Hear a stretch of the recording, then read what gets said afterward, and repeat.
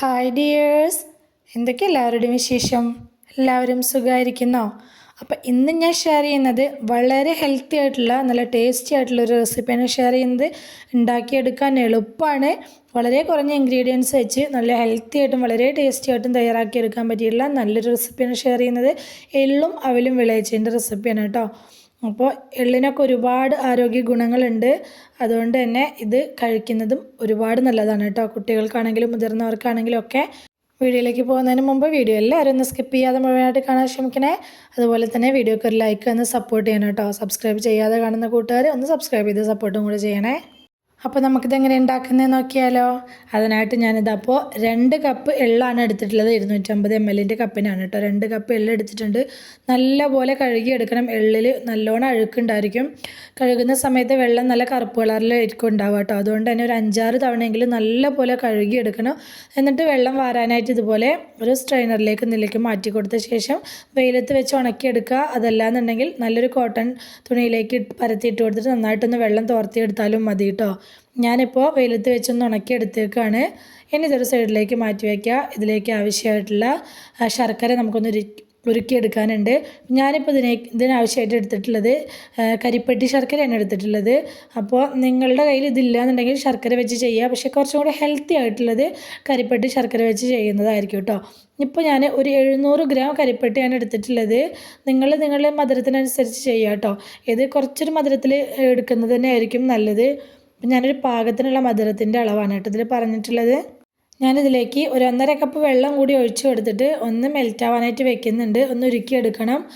പെട്ടെന്ന് തന്നെ ഉരുക്കി കിട്ടും കേട്ടോ. നല്ലപോലെ ഒന്ന് തിളപ്പിച്ച് ഒന്ന് ഉരുക്കിയെടുത്താൽ ഇതതുപോലെ പെട്ടെന്ന് തന്നെ ഉരുക്കി കിട്ടും. ഇതപ്പോൾ ഒന്ന് ഉരുക്കി വന്നിട്ടുണ്ട്. ഞാനിത് സ്റ്റവിൻ്റെ മുകളിൽ നിന്ന് മാറ്റി കൊടുക്കുകയാണ്. എന്നിട്ട് വേറൊരു പാത്രം അടുപ്പിലേക്ക് വെച്ച് കൊടുത്തിട്ടുണ്ട്. ഇതിലേക്ക് ഞാൻ മട്ടവിലാണ് ചേർത്ത് കൊടുത്തിട്ടുള്ളത്. 2 കപ്പാണ് എടുത്തിട്ടുള്ളത് കേട്ടോ. അപ്പോൾ ഇതിലേക്ക് വെള്ളവിൽ എടുക്കരുത്, മട്ടവിൽ തന്നെ എടുക്കണം. കുറച്ച് കട്ടിയുള്ള ടൈപ്പ് മട്ടാവിലുണ്ടല്ലോ, അതാണ് എടുത്തിട്ടുള്ളത് കേട്ടോ.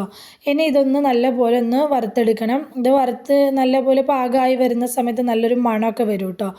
നല്ലപോലെ ഒന്ന് മൂത്ത് വരുന്നത് വരെ കൈയെടുക്കാതെ ഒന്ന് ഇളക്കി കൊടുക്കണം. കൈ വെച്ചതുപോലെ ഒന്ന് പൊടിച്ച് നോക്കുന്ന സമയത്ത് പൊടിഞ്ഞ് വരുന്നുണ്ടെങ്കിൽ പാകമായി എന്നാണ് അർത്ഥം. അപ്പം നമുക്ക് ഇത് ഈ പാത്രത്തിൽ നിന്ന് മാറ്റി കൊടുക്കുക. ഇതിൽ വേറെയും സാധനങ്ങൾ വറുത്തെടുക്കാനുണ്ട്. അവിൽ ഞാൻ വേറൊരു പാത്രത്തിലേക്ക് മാറ്റി കൊടുത്തിട്ടുണ്ട്. ഇനി ഈ പാത്രത്തിലേക്ക് ഞാൻ കുറച്ച് കപ്പലണ്ടി ചേർത്ത് കൊടുത്തിട്ടുണ്ട്.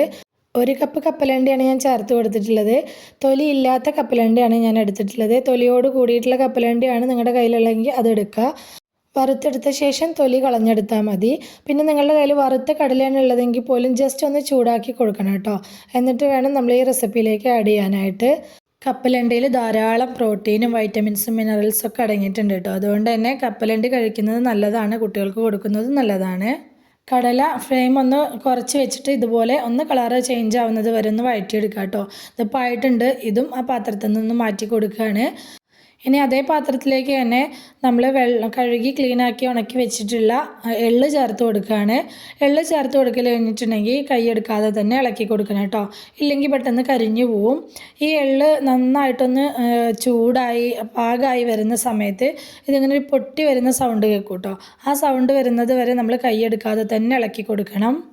എള്ളിൽ ധാരാളം iron, calcium, magnesium, copper, vitamin B6 ഇതൊക്കെ ധാരാളം അടങ്ങിയിട്ടുണ്ട്. അതുകൊണ്ട് തന്നെ ഇത് സ്ത്രീകൾക്കൊക്കെ കഴിക്കുന്നത് ഒരുപാട് നല്ലതാണ് കേട്ടോ.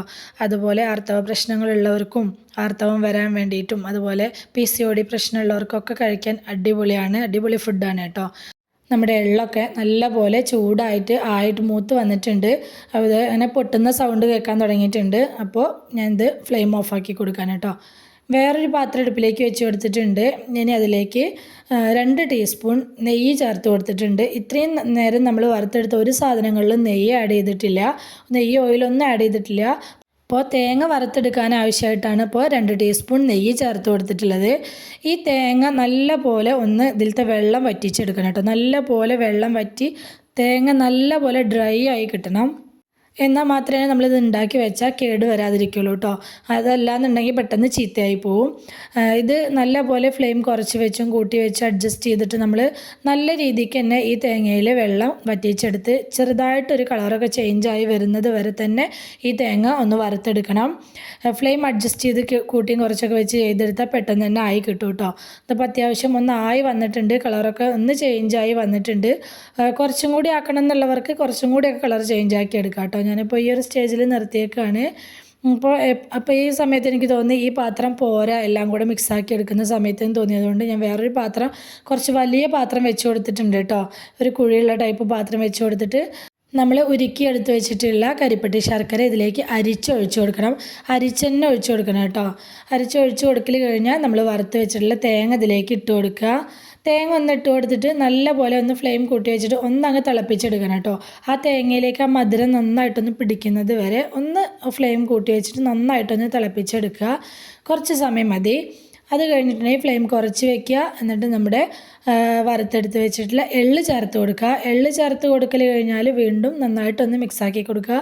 ആ എള്ളിലേക്കും തേങ്ങയിലേക്കൊക്കെ നന്നായിട്ട് ആ മധുരം ഒന്ന് പിടിക്കുന്നത് വരെ നമുക്കിതൊന്ന് വഴറ്റി കൊടുക്കുക.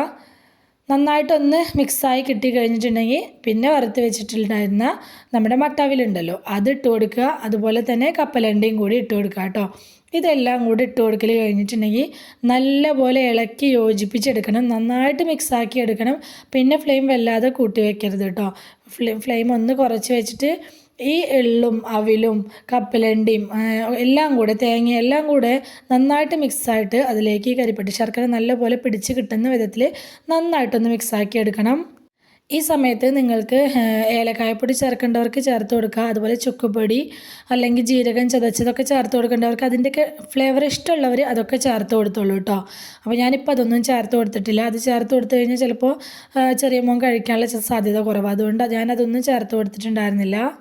പിന്നെ പറയാൻ വിട്ടുപോയൊരു കാര്യമുണ്ട്. കരിപ്പട്ടി ശർക്കര തയ്യാറാക്കിയെടുക്കുന്ന സമയത്ത് വെള്ളത്തിൻ്റെ അളവ് കുറഞ്ഞു പോയി കഴിഞ്ഞിട്ടുണ്ടെങ്കിൽ ഈ ഒരു സമയത്ത് എല്ലാം കൂടെ നമ്മൾ മിക്സാക്കി എടുത്ത് കഴിഞ്ഞ ശേഷം ഫ്ലെയിമൊക്കെ ഓഫാക്കി കൊടുത്ത് ചൂടാറുന്ന സമയത്ത് വല്ലാതെ അങ്ങ് കട്ടിയായ പോലെ ആയി പോകും കേട്ടോ. അപ്പോൾ ശർക്കര ഉരുക്കിയെടുക്കുന്നതിൻ്റെ ഒരളവ് അത് കറക്റ്റ് ആയിരിക്കണം. അല്ലാന്നുണ്ടെങ്കിൽ നല്ല കട്ടിയായിട്ട് നല്ല ഹാർഡായിട്ടിരിക്കും കേട്ടോ. നല്ലോണം ഇളക്കി മിക്സാക്കി ശർക്കര ഉരുക്കിയ കരിപ്പട്ടി ശർക്കരയൊക്കെ വറ്റി കഴിഞ്ഞിട്ടുണ്ടെങ്കിൽ ഫ്ലെയിം അങ്ങ് ഓഫാക്കി കൊടുക്കുക കേട്ടോ. ചൂടാറിയ ശേഷം നമുക്ക് പാത്രത്തിലാക്കി സൂക്ഷിക്കാം.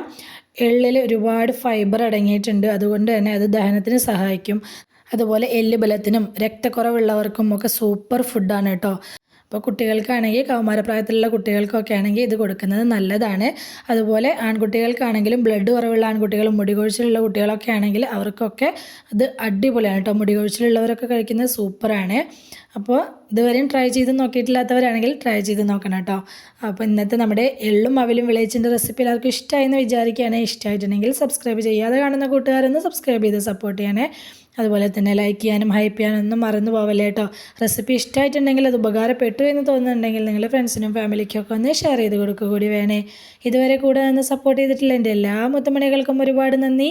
എന്നാൽ ശരി, സിമ്പിൾ ആൻഡ് ടേസ്റ്റി റെസിപ്പിയുമായി ഞാൻ വീണ്ടും വരാം. ബൈ.